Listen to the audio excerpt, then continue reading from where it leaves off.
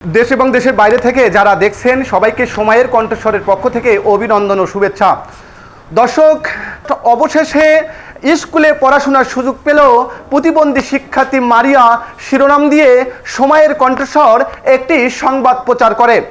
এরপর আমরা দেখেছি সারা দেশে সেই সংবাদটি নিয়ে কিন্তু নানা শ্রেণী পেশার মানুষ নানা ধরনের মন্তব্য করেছিলেন।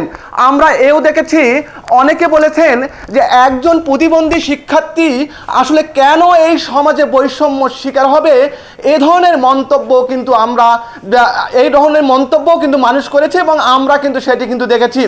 তো এই যে আমরা কিন্তু এখানে এর আগে আমরা যে সংবাদটি প্রচার করেছিলাম, আমরা কিন্তু জানিয়েছিলাম এই প্রতিবন্ধী শিক্ষার্থী মারিয়া ইতিপূর্বে বেশ কয়েকটি শিক্ষা প্রতিষ্ঠান থেকে কিন্তু বৈষম্য শিকার হয়েছিলেন এবং সর্বশেষ পলাশবাড়ির যে স্টুডেন্ট কেয়ার সেন্টার রয়েছে সেখানে কিন্তু সে এখন কিন্তু বর্তমানে পড়াশোনা করছেন। তো এই সংবাদটি প্রচার হওয়ার পর আমরা দেখেছি পলাশবাড়ি উপজেলা নির্বাহী কর্মকর্তা জনাব নাজমুল আলম তিনি কিন্তু আজকে এই স্কুলে কিন্তু ছুটে এসেছেন এবং এই বাচ্চাটির তিনি কিন্তু খোঁজ খবর নিয়েছেন এবং এই বাচ্চাটির জন্য উপজেলা প্রশাসনের পক্ষ থেকে আমরা ইতিমধ্যেই শুনেছি যত ধরনের সহযোগিতা এই বাচ্চাটির জন্য করা লাগে তিনি কিন্তু করবেন, আমরা কিন্তু শুনেছি। তো আমরা একটু কথা বলবো, এখানে যিনি এসেছেন ছুটে এসেছেন জনাব নাজমুল আলম, আমরা একটু তার অনুভূতিটা একটু জানার চেষ্টা করি। এই যে এখানে এসেছেন আসলে কোথায় থেকে জানলেন এবং কেন আসলেন?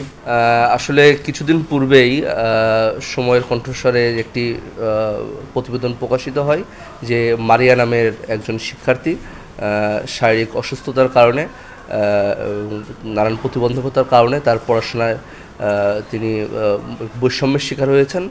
তো সেই সংবাদ প্রকাশিত হওয়ার পর থেকেই সে যেখানে পড়াশোনা করে আমি আজকে সেখানে তার বর্তমান অবস্থা দেখতে এসেছি।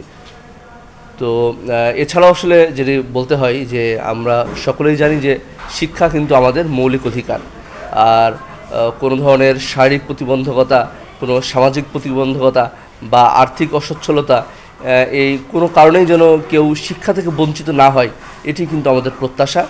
তো আজকে এই মারিয়া সে যে স্কুলে পড়াশোনা করছে স্টুডেন্ট কেয়ার, এই স্কুলে আমরা আসলাম।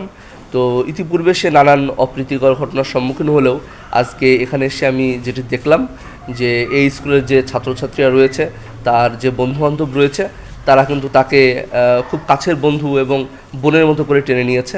সে 8-10টা ছাত্রছাত্রীর মতোই সে এখানে পড়াশোনা করছে।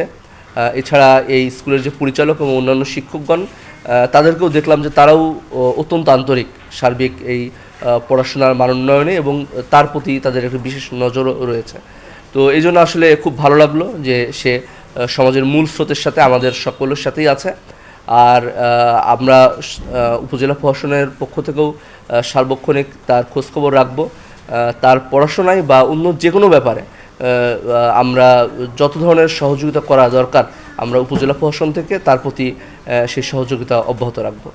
দর্শক, আমরা পলাশবাড়ি উপজেলা নির্বাহী অফিসার জনাব নাজমুল আলমের যে অনুভূতি, সেই অনুভূতি আমরা শুনলাম। তিনিও যেমনটি বললেন যে এই শিক্ষার্থী মারিয়া যেন আর কোথাও বৈষম্য শিকার না হন এবং উপজেলা প্রশাসনের পক্ষ থেকে যত প্রকার সহযোগিতা এই মারিয়ার জন্য করা দরকার তারা কিন্তু করবেন।